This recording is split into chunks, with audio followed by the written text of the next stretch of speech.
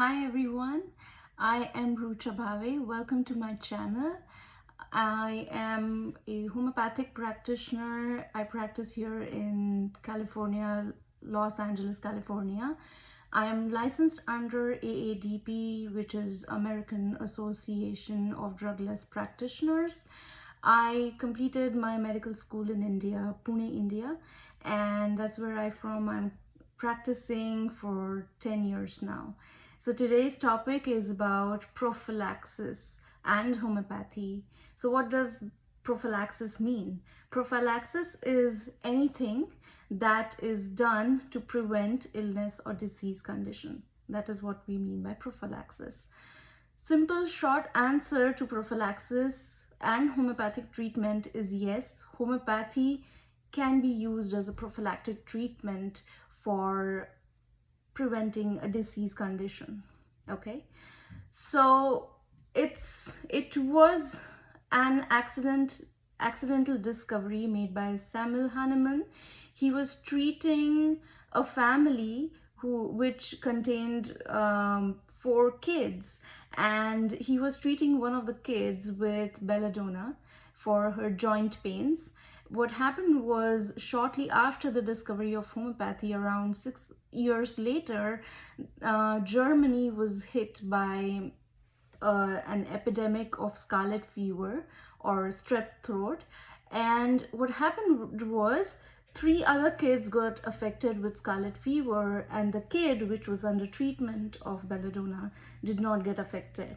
And this surprised Dr. Samuel Hahnemann that same household, 3 siblings are affected and 1 is prevented of getting strep throat. How did that happen? So he tried and tested on other group of patients, and he found out there was other family containing 8 kids, and 3 of which got infected with scarlet fever and 5 of them weren't yet infected. So he tried and experimented. He gave belladonna to other 5 kids, and what happened was, in spite of the fact that they were living together as a family, other 5 kids prevented getting scarlet fever, even though their siblings were affected. So this is how it came to be discovered that yes, homeopathy can be used as a prophylactic medicine.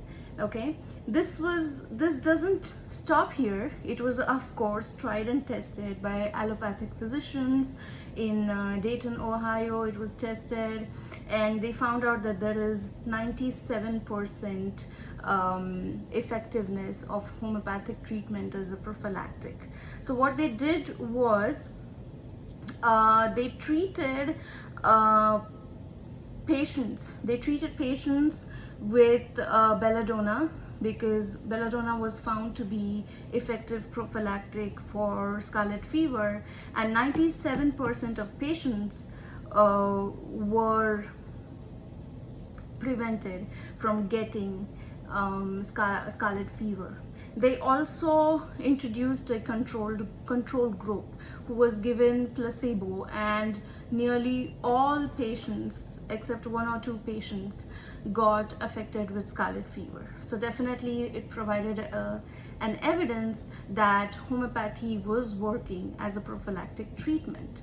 Later on, homeopathy was tried and tested. It was used for smallpox as a prophylactic. So they conducted studies, and during this study it gave a valuable information. It was done in 1902.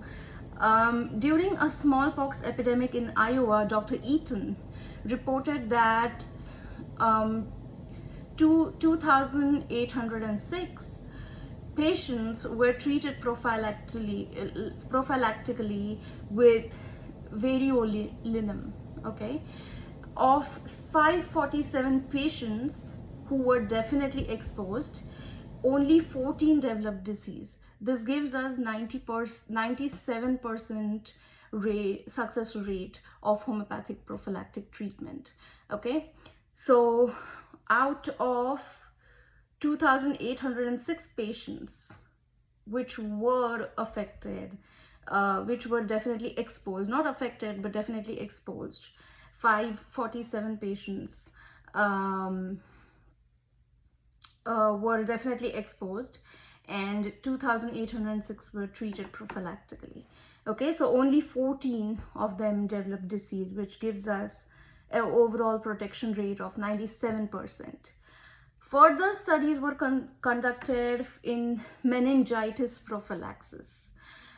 It was done when there was outbreak in Brazil, and 18,640 patients were given meningococcinum prophylaxis. While approximately 6,000 received no treatment. And treatment group reported just 4 cases, and there were 32 cases in non-treatment group, which is 25 or 23 more times more effective than no treatment. Okay, so, and this was published in British Medical Journal in 1987.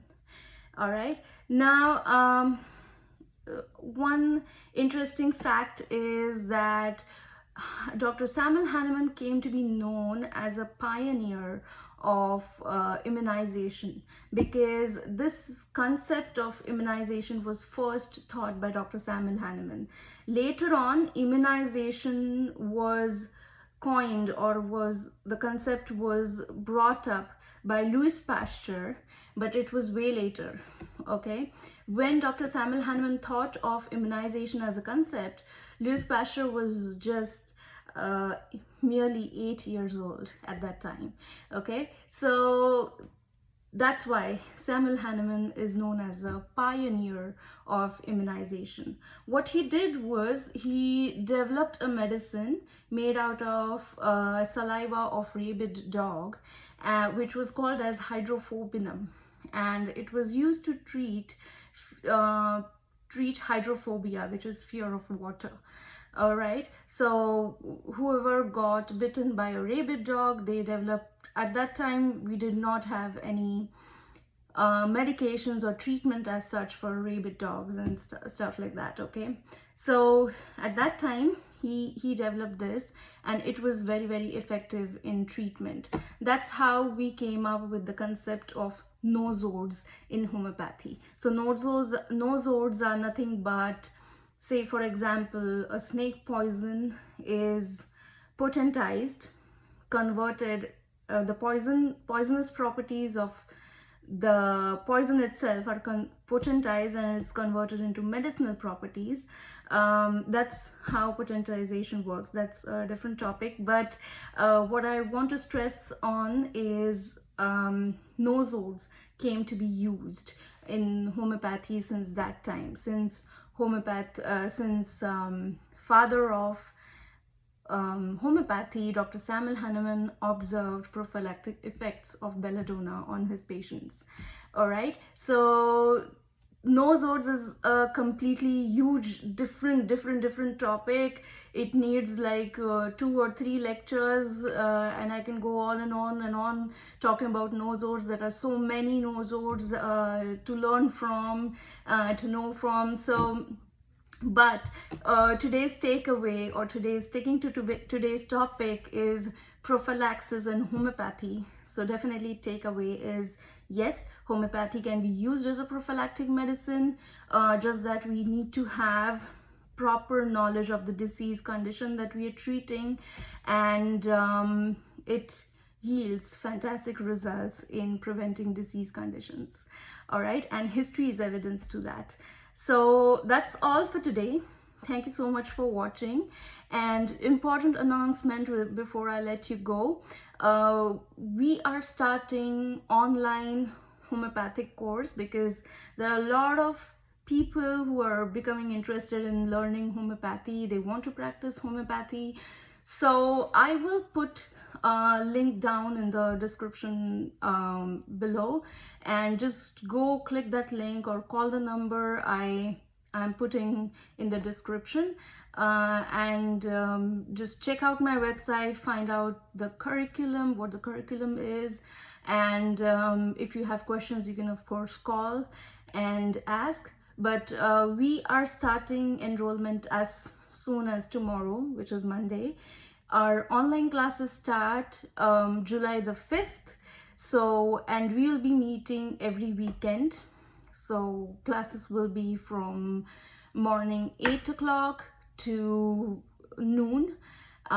So definitely I would suggest go my website. There's a whole lot of information there, how and what can you benefit from the course. It's everything is on my website. I'll put the link in the description box.